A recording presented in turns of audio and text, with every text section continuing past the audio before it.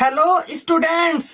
तो आज मैं आपको पढ़ाऊंगा जो आपका अगला टॉपिक है एसआई यूनिट्स के बारे में, एसआई सिस्टम के बारे में।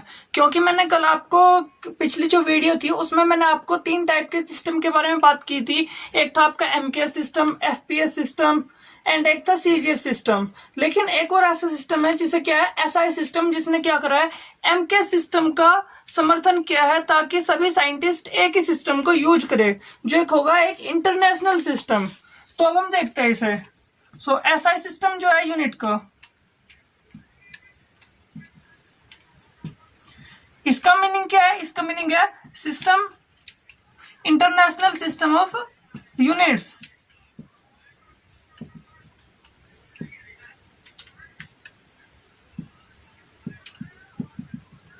इसके अंदर बेसिकली 7 फंडामेंटल यूनिट्स होती है। क्योंकि पिछले जितने भी हमने सिस्टम्स देखे उसके अंदर कितनी यूनिट्स थी? केवल फंडामेंटल 3 थी, बाकी सब डेराइव्ड थी। लेकिन इसके अंदर 7 यूनिट्स को हमने फंडामेंटल माना है और बाकी सभी क्या होगी, जितने भी हम पढ़ सकते हैं वे सारी की सारी होगी आपकी डेराइव्ड यूनिट्स। तो कितने यहाँ पर फंडामेंटल यूनिट्स है? 7, और साथ में प्लस 2 सप्लीमेंट्री यूनिट्स भी है इसके अंदर। 7 फंडामेंटल है और 2 सप्लीमेंट्री यूनिट्स है। तो इसमें क्या है? 7 fundamental units and 2 supplementary units.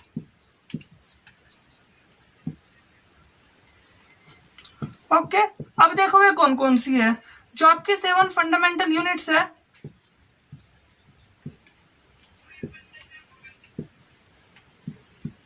अब देखते हैं वो कौन कौन सी है। सबसे पहले आपकी मास, ठीक है, मास को हम लिखते हैं किलोग्राम के अंदर। सेकंड आपकी जो आपके मास था, फिर उसके बाद है लेंथ। लेंथ को इसमें हम लेंगे मीटर के अंदर, ऑलराइट। और जो आपका टाइम है उसको हम लेंगे सेकंड के अंदर। एंड जो आपके फोर्थ है वो है आपकी इलेक्ट्रिक करंट।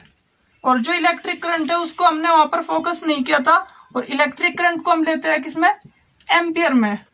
इनके अपने अपने सिंबल भी है, जैसे मास के लिए हम एम सिंबल का यूज करेंगे, और लेंथ के लिए हम एल सिंबल का यूज करेंगे, और टाइम के लिए हम टी सिंबल का यूज करेंगे। लेकिन एम्पियर के लिए हम ए सिंबल का यूज करेंगे, हम इलेक्ट्रिक करंट या फिर सी का यूज नहीं करेंगे। एंड जो आपका फिफ्थ है वो क्या? आपका टेम्परेचर है। एंड टेम्परेचर की जो एसआई यूनिट होती है वो होती है केल्विन, जिसको हम के से रिप्रेजेंट करेंगे। एंड जो आपकी आती है 6th यूनिट वो होगी आपकी मोल, जो क्या बताती है? क्वांटिटी ऑफ सब्सटेंस को बताती है, जिसे हम बोलते हैं अमाउंट ऑफ सब्सटेंस। किसी भी सब्सटेंस के अंदर कितना अमाउंट छिपा हुआ है उसको हम रिप्रेजेंट करते हैं मोल से। जनरली आप क्या करते हो, जब आप चीनी लेने जाते हो फिर कोई सामान खरीदने जाते हो तो आप क्या कहते हो? उसे किलोग्राम में फिर लीटर में मेजर कर लाते हो। लेकिन अगर आपको किसी भी चीज के अंदर का अमाउंट बताना है सब्सटेंस का, तो हम उसको किस में मेजर करते हैं? मोल के अंदर मेजर करते हैं। क्योंकि जो हम मार्केट से लेकर आते हैं वो उसका अमाउंट नहीं होता, वो सिर्फ एक रेफरेंस होता है, सोशल रेफरेंस। लेकिन जो आपका साइंटिफिकली अगर आप देखोगे किसी भी बॉडी के अंदर कितना मटेरियल है, तो क्या होता है? जो अमाउंट है वो क्या होता है? मोल में कैलकुलेट करते हैं। तो अमाउंट ऑफ सब्सटेंस को हम किस में करते हैं? मोल में। एंड जो 7th है वो है आपकी, जिसको हम मतलब ल्यूमिनियस इंटेंसिटी बोलते हैं, जिसको हम कैंडिला जिसकी यूनिट की होती है कैंडिला होती है। सो इसी क्या आपकी ल्यूमिनियस इंटेंसिटी, जिसकी यूनिट क्या है? कैंडेला, जिसको हम CD से रिप्रेजेंट कर सकते हैं। तो ये मैंने आपको कुछ रिप्रेजेंटेशन बता दी, इन सभी के बारे में आप धीरे धीरे करके एक एक पढ़ोगे। जो आपका मोल है उसको आप थोड़ा केमिस्ट्री के अंदर देखते हो जाते हैं, और इनके आगे धीरे धीरे आपको पता ही होगा। देखो किलोग्राम पता है आपको, मीटर पता है, सेकंड पता है। एम्पियर आप अपने 12th क्लास में देखेंगे, आपने 10th क्लास में भी एम्पियर के बारे में पढ़ा होगा। और जो केल्विन है वो आप धीरे धीरे मतलब कहीं पर केमिस्ट्री में भी देखोगे, या फिर आप आगे चलकर जो आपका सेकंड पार्ट है फिजिक्स का, थर्मोडायनेमिक्स, आप उसके अंदर देखोगे। अमाउंट ऑफ सब्सटेंस आपको केमिस्ट्री, ल्यूमिनियस इंटेंसिटी है, आपके सिलेबस में नहीं आएगा और आपको इसे इतना वो नहीं करना है। सिर्फ आपको इतना याद रखना है कि एक ल्यूमिनस की इंटेंसिटी होती है जिसको हम कैंडेला में मतलब मेजर करते हैं, ऑलराइट, तो अब की जो 2 यूनिट है वो क्या है, सप्लीमेंट्री यूनिट्स हैं। तो जो आपकी 2 सप्लीमेंट्री यूनिट्स है वो कौन कौन सी है?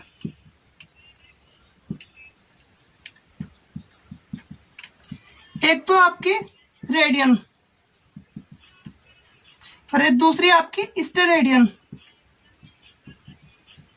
तो देखो रेडियन और स्टेरेडियन, जो एंगल को आप मेजर करते हो, जैसे आपने 30 डिग्री 40 डिग्री एंगल आप मेजर करते थे, लेकिन इस एंगल को हम रेडियन में भी कर सकते हैं।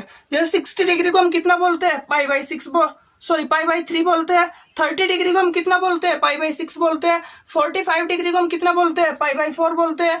90 डिग्री को हम कितना बोलते हैं, पाई/2 बोलते हैं। तो जो हम एंगल यूज करते हैं, एंगल मेजर करते हैं, उसमें किस में करते हैं, उसे करते हैं हम रेडियन के अंदर। और ये क्या एक फंडामेंटल यूनिट है। यहाँ पर एसआई सिस्टम के अंदर क्या लिया गया है, इसे सप्लीमेंट्री यूनिट लिया गया है। और जो आपके स्टेरेडियन है वो बताता है आपके सॉलिड एंगल को मेजर करता है। सॉलिड एंगल के बारे में आप थोड़ा सा इंट्रोडक्शन देखोगे 12th क्लास में, तो हम इसे इतना थोड़ा देखते नहीं, इसे डिटेल में नहीं देखते अभी हम यहाँ पर, सिर्फ मैं आपको इनकी यूनिट्स के बारे में बता रहा हूँ। तो ये किसकी यूनिट है, ये आपकी सॉलिड एंगल की। और जो आपकी रेडियन है वो किसकी यूनिट है, वो है आपकी सिंपली एंगल की। ऑलराइट, आई होप आपको ये समझ आ गया होगा। You want to take screenshot या 1 2 एंड 3। ओके, तो अब हम देखते हैं अपना नेक्स्ट टॉपिक। हमने इन यूनिट्स को तो देख लिया, लेकिन जो आपके फर्दर टॉपिक्स है, फॉर एग्जांपल आप छोटी छोटी लेंथ्स को, या फिर आप चांद का डायमीटर जो आपका मून होता है उसका आप डायमीटर कैसे कैलकुलेट करते हो, तो मैं लेंथ को मेजर करने कुछ कैलकुलेशंस या फिर कुछ मेथड्स दिखाऊंगा। So some methods related to calculation of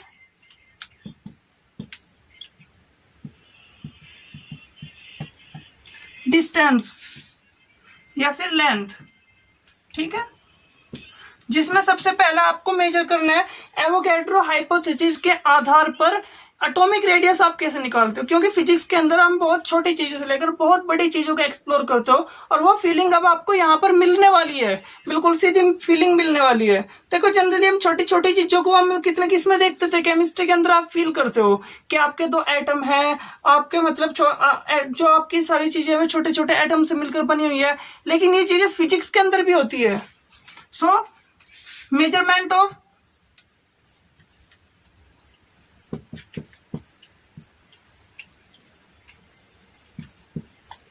atomic radius on the basis of Avogadro hypothesis। तो एवोगैड्रो की कल्पना के आधार पर हम क्या करेंगे, आपके पास देखो कोई भी एक सब्सटेंस है, उसका आपको वॉल्यूम पता है, तो जो उसके छोटे छोटे एटम्स होते हैं ना, हमें क्या करना है, उस एटम की बतानी है एटॉमिक रेडियस, कि उस एटम की एटॉमिक रेडियस कितनी है। तो अब हम देखते हैं, देखो आपको पता होगा जो एवोगैड्रो क्या होता है, एक नंबर होता है Na, इसे हम क्या बोलते हैं, इसकी वैल्यू होती है 16.23 इंटू 10 की पावर 23, 6.2 इंटू 10 की पावर 23। तो ये क्या आपकी एवोगैड्रो नंबर है, जिसको हम बोलते हैं number of atoms in 1 mole of substance. तो आपके सब्सटेंस के अंदर, आपके सब्सटेंस के 1 मोल के अंदर कितने एटम होते हैं, इतने एटम होते हैं, जिसको मैं Na से रिप्रेजेंट कर रहा हूं।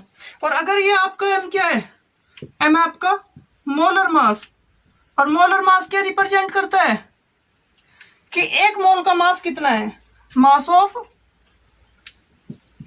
1 मोल सब्सटेंस। तो क्या रिप्रेजेंट करेगा, आपको 1 मोल सब्सटेंस का मास रिप्रेजेंट करेगा।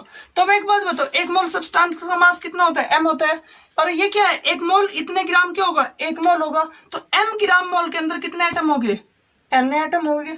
सो नंबर ऑफ एटम्स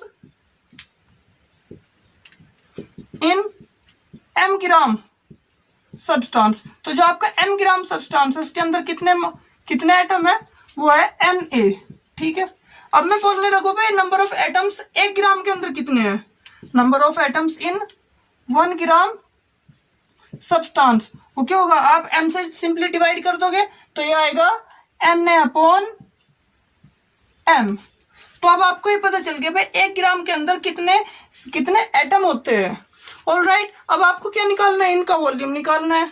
तो आप 1 ग्राम के अंदर के जितने एटम है उनका वॉल्यूम निकाल सकते हो, लेकिन मैं बोल रहा हूँ आपके पास जो सब्सटेंस है उसके अंदर कितने एटम्स है, स्मॉल एन एटम्स मान लेते हैं, या फिर number of atoms in small m gram substance,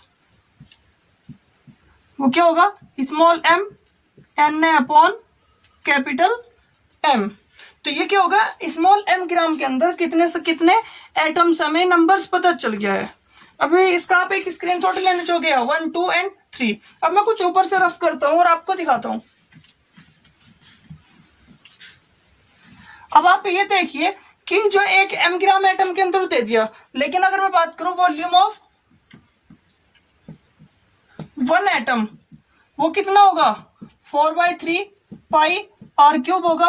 देखो r क्या है, r यहाँ पर आपका जो एटम उसको आपने एक स्फीयर मानना है, और जो स्फीयर की रेडियस होगी वो क्या होगी, r होगी। तो आपको पता है कि स्फीयर का वॉल्यूम कितना होता है, 4/3 पाई r³ होता है। एक स्फीयर के वॉल्यूम का फॉर्मूला होता है। तो आपको एक स्फीयर का वॉल्यूम पता चल गया, एक एटम का वॉल्यूम पता चल गया है, और मैं बोलने लगूं भाई इतने एटम का वॉल्यूम कितना होगा, तो आप सिंपली इन से डिवाइड कर दोगे तो आपको इतने एटम का वॉल्यूम पता चल जाएगा। ठीक है, तो अब लिखते हैं volume of m gram substance, m gram atoms, जो आपके m ग्राम एटम्स है उसका वॉल्यूम कितना होगा, वो होगा m into Na/M into 4/3 pi r³।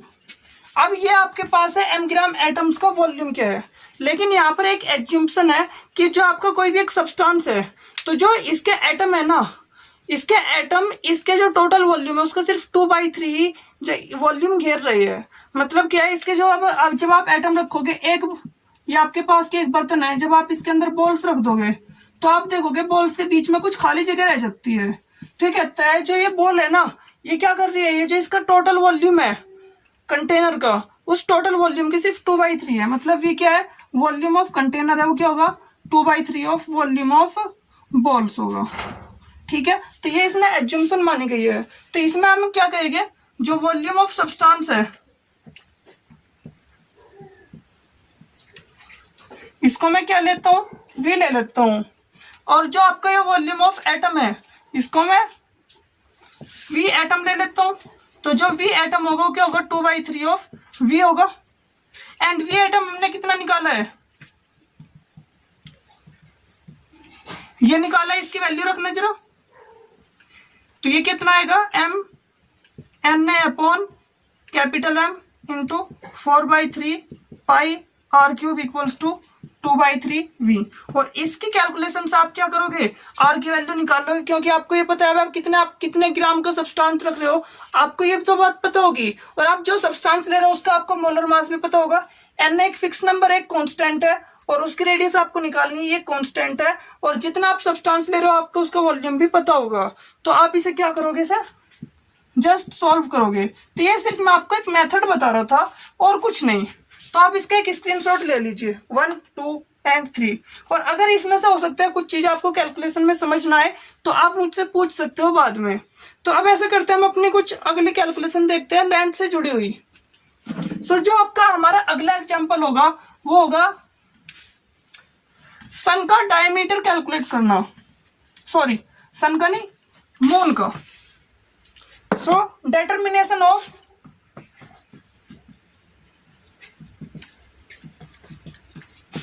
Diameter of moon.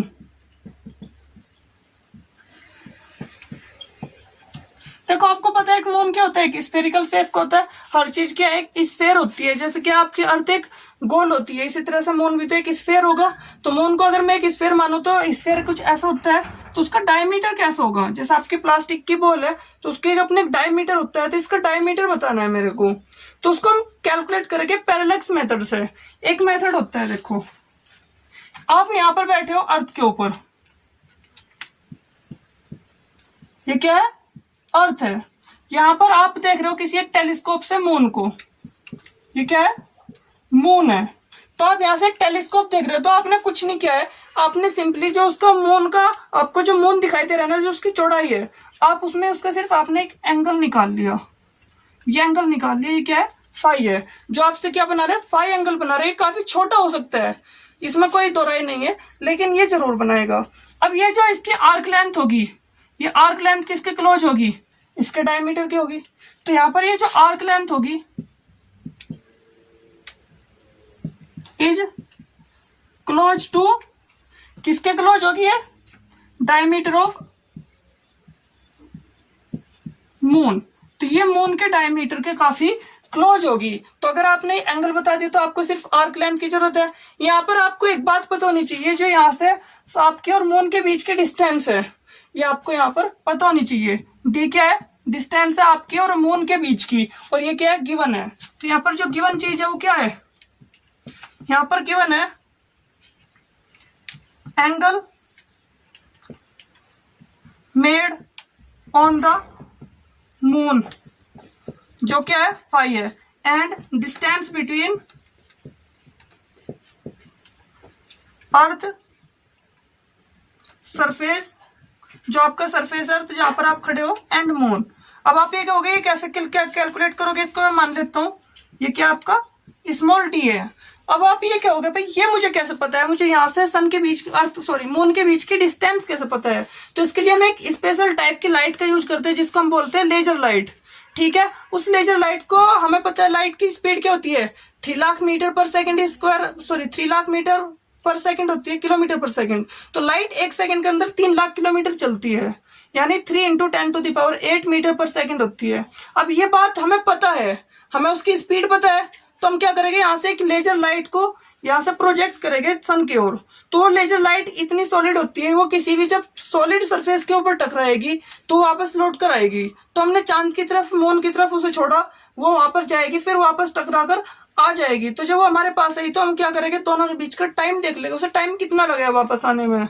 हमें उसकी वेलोसिटी पता है और उसकी टाइम पता है वापस आने का। यहाँ से जाकर तो हम क्या करेंगे? उसके द्वारा चली गई डिस्टेंस निकाल लेंगे, और उसके द्वारा चली गई डिस्टेंस वो क्या करेगी? दुगनी डिस्टेंस को ट्रेवल करेगी, एक बार जाने की एक बार आने की। तो आधा कर हम यहाँ से क्या निकाल लेंगे? यहाँ से मून के बीच की डिस्टेंस निकाल लेंगे। और हालांकि हम इन्हें याद कर लेते हैं, तो मैं यहाँ पर मान रहा हूँ ये क्या है? ये गिवन है। तो आपको क्या करना है? इसका डायमीटर निकालना है। तो एक बात बताओ, एक फॉर्मूला पढ़ा होगा आपने 10th क्लास के अंदर। ये क्या आपका एक सर्कल है, ये आपका सेंटर है, सर्कल से इसके ऊपर एक एंगल बन रहा है फाई, ये आपकी क्या है? आर्क लेंथ है, ये आपके क्या है? रेडियस है। तो आपने पढ़ा होगा जो एंगल होता है वो क्या होता है? आर्क लेंथ अपॉन रेडियस होता है।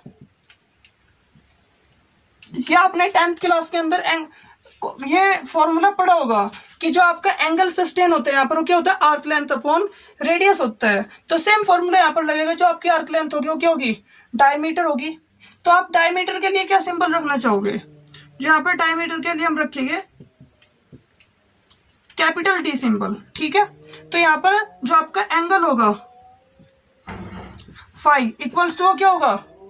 आर्क लेंथ अपॉन रेडियस, मतलब diameter upon capital D upon distance, जो आपके अर्थ से और सन के बीच की है, जो क्या होगी? Small D. तो अब ये स्मॉल डी इधर आ जाएगा, तो आपका जो कैपिटल टी डायमीटर आएगा वो क्या आएगा? स्मॉल डी इंटू फाई आएगा। तो इससे आप क्या कर सकते हो? जो आपका मून है उसका आप डायमीटर कैलकुलेट कर सकते हो।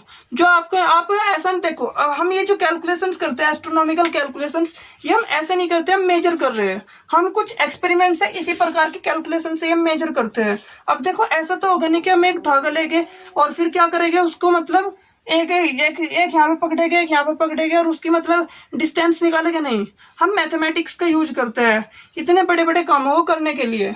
या आप इसका एक स्क्रीनशॉट लेना चाहोगे? ऑफ कोर्स लेना चाहोगे, 1, 2 and 3। तो अब देखते हैं हम अपने अगली मेजरमेंट, अगला एक्सपेरिमेंट। एंड नेक्स्ट आपका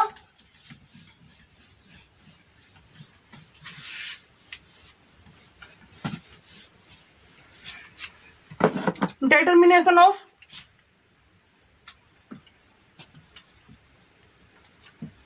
measurement of distance of star from earth, और वे स्टार जो क्या है अर्थ से ज्यादा दूर ना हो, स्टार्स नियर अर्थ, ठीक है ना, जो काफी दूर ना हो, मैंने कोई जो अर्थ के आसपास ही हो, 2-3 लाइट ईयर दूर ही हो, बहुत ज्यादा दूर ना हो, मुझे क्या करनी है उन स्टार्स की डिस्टेंस निकालनी है यहाँ से। तो देखो इसको हम क्या यूज करते हैं, आपको पता है जो अर्थ है वो सन के अराउंड रिवॉल्व करती है, ये आपका सन हो गया, ये आपका अर्थ हो गया, एक बार यहाँ पर होगी, एक बार यहाँ पर होगी, और दोनों के बीच का गैप कितना होगा, दोनों के बीच का गैप होगा 6 महीने का। भाई अगर आज यहाँ पर है तो फिर 6 महीने बाद कहाँ होगी, यहाँ पर होगी। अगर डे 1 पर ये कहाँ पर है, यहाँ पर है, तो जो 6 महीने बाद है आफ्टर 6 मंथ, ये कहाँ होगी, यहाँ पर होगी। तो यहाँ पर ये इनकी खासियत ये क्या है, एक दूसरे के अपोजिट है, मैंने टाइम ऐसा लिया है जो दोनों एक दूसरे के अपोजिट आ जाए। यहाँ पर ये एक ऐसा, ये स्टार है एस, और ये आपको क्या करना है, फाइंड करना है, इसकी खुद से डिस्टेंस फाइंड करनी है, और इसके लिए आप क्या लगाओगे, 6 महीने का टाइम लगा दोगे कैलकुलेट करना है। हालांकि और अच्छे मॉडर्न मेथड से ये काफी पुराना हो चुका है, इतनी ज्यादा एक्यूरेट भी नहीं देता है, पर फिर भी हम देखते हैं हम कैसे कर सकते हैं इसे। हम ऐसा एक्सपेरिमेंट नहीं करना चाह रहे, मैं मान लेता हूँ मेरे पास कोई भी एक बहुत दूर का स्टार है, मैंने उसे आइडेंटिफाई कर रखा है, वो काफी दूर का स्टार है, मैं उस पर भी नजर रखूंगा, ठीक है। तो मैं क्या करूंगा, उस काफी दूर के स्टार का और इसका यूज कर इनके बीच के एंगल देख लूंगा, जो क्या आएगा शुरुआत में 5 आएगा, ठीक है। फिर सेम एक्सपेरिमेंट में 6 महीने बाद दोहराऊंगा, और मेरे पास ये क्या होगा, दूर का काफी जो स्टार है ये यहाँ पर रखा होगा, और जब मैं इसके साथ एंगल देखूंगा तो मुझे मिलेगा एंगल φ2, ठीक है बच्चों। अब देखो ये एंगल क्या मिला है मुझे, शुरुआत में φ1 मिला है, ये एंगल क्या मिला है मुझे, φ2 मिला है। अब मैं बात करता हूँ इस वाले एंगल की, ये एंगल कितना होगा। अब एक बात बताओ, आपके पास 2 लाइन ऐसी है, ये ऐसा है, ये जितना एंगल होगा उतने एंगल ये होगा, जितना एंगल ये होगा उतने एंगल ये होगा। अगर ये φ1 है तो ये भी φ1 होगा, मैंने इसके पैरेलल एक लाइन खींच दी, तो ये वाला एंगल क्या होगा, φ1 होगा। जितना एंगल ये है इतने एंगल क्या होगा, ये होगा, तो ये एंगल क्या है, φ1 है। सेम क्या है, जितना एंगल ये होगा इतने एंगल ये होगा, क्या होगा, φ2 होगा। तो जो टोटल एंगल आएगा वो कितना आएगा, वो आएगा φ1 प्लस φ2 आएगा, ठीक है। अब आपको पता है जो अर्थ और सन के बीच की रेडियस है वो आपको तो पता है, तो उसका जो डायमीटर होगा अर्थ के ऑर्बिट का डायमीटर, उसको मैं ले लेता हूँ स्मॉल डी। तो यहाँ पर जो स्मॉल डी है इसे आप यहाँ पर रख सकते हो, ये वाला एंगल अगर φ है तो ये वाला एंगल भी φ1 होगा, ठीक है। अब देखो जो यहाँ पे स्मॉल डी है वो क्या है, diameter of earth around sun. तो जो सन के अराउंड अर्थ रिवॉल्व हो रही है उसका जो सर्कल होगा उसका डायमीटर क्या है, डी है, स्मॉल डी है। अब ये दोनों φ1 और φ2 क्या है, ऑब्जर्व्ड एंगल है, ठीक है। ये दोनों बात आपको पता है, लेकिन आपको बतानी क्या है, ये सन हमसे कितने डिस्टेंस पर है, ठीक है। अब ये सन हमसे कितनी डिस्टेंस पर है, लगभग फिक्स डिस्टेंस पर होगा। तो ये सन हमसे कितनी डिस्टेंस पर है, मैं इसके लिए कोई सिंबल लूं तो इसके लिए कैपिटल डी ले लेता हूं। तो डिस्टेंस कैपिटल डी क्या आपका, डिस्टेंस ऑफ एस मतलब स्टार फ्रॉम अर्थ। तो अर्थ से हमसे कितनी दूर है, ठीक है। ये स्टार आपका सन भी हो सकता है, मैं इस पर कोई भी बात नहीं करूंगा। वैसे सन नहीं है, सन मैंने नीचे ले लिया, इसमें हम क्या करेंगे, किसी दूसरे स्टार को ऑब्जर्व करेंगे। तो यहाँ पर आपको पता है ये एंगल क्या होगा, इसके जो आर्क लेंथ होगा ये अर्थ की डायमीटर के बराबर हो जाएगा। तो यहाँ पर जो एंगल होता है वो क्या होता है, आर्क अपॉन रेडियस होता है। और जो आपका एंगल कितना एंगल है आपका φ1 प्लस φ2, और आर्क कितनी है आपकी, जो अर्थ के ऑर्बिट का डायमीटर है स्मॉल डी, एंड रेडियस कितनी है आपकी कैपिटल डी, जो आपको क्या करनी है, फाइंड करनी है अर्थ और स्टार के बीच की डिस्टेंस कैपिटल डी। और ये आपको कैपिटल डी बताना है, तो आपका जो कैपिटल डी आएगा वो क्या आएगा, ये φ1 अपॉन φ2 नीचे आ जाएगा, ये ऊपर आ जाएगा, तो आएगा small d upon φ1 plus φ2, and ये होगी आपकी अर्थ और इस स्टार के बीच की डिस्टेंस हम इससे मेजर कर सकते हैं। ये एक गजब का मेथड है, हम मैथमेटिक्स का यूज कर कर ऐसे ही निकाल सकते हैं कोई भी मेथड या फिर कोई भी कैलकुलेशन के द्वारा। तो आप इसका स्क्रीनशॉट लेना चाहोगे या 1 2 एंड 3। तो देखो ये हमने देख लिया। अब हम किसी भी लेंथ को मतलब मेजर करने के कितने तरीके हो सकते हैं, कुछ हमने इंपॉर्टेंट मेजरमेंट्स देखी है अभी तक। इसी तरह आप मास को कहोगे मास कितने वे में कर सकते हो, लेकिन मास के लिए आपको जितनी भी मतलब जरूरी चीजें है वे आपको अभी तक नहीं बताई गई है। तो मास और टाइम के लिए हम स्किप करेंगे। टाइम के लिए हम अलग अलग घड़ियां बनाते हैं, आपकी टेक्स्ट बुक में उन घड़ियों का जिक्र होगा, तो हम उस पर डिस्कस नहीं करने वाले हैं। हम डिस्कस करेंगे एरर पर, रिजोल्यूशन पर, साइंटिफिक फिगर्स पर। साइंटिफिक फिगर आपको की जरूरत क्यों पड़ी, हम इस पर बात करेंगे, क्योंकि लोग क्या करवाते हैं, उन्हें रटवाते रहते हैं, उनके रूल्स याद करवाते रहते हैं, लेकिन हम ऐसा नहीं करेंगे। हम साइंटिफिक फिगर के रूल्स याद नहीं करेंगे, हमें फिर भी हमें सब कुछ आएगा साइंटिफिक फिगर के अंदर। हम बात करेंगे एरर्स के ऊपर, लेकिन अगली वीडियो में। So thanks for watching this video.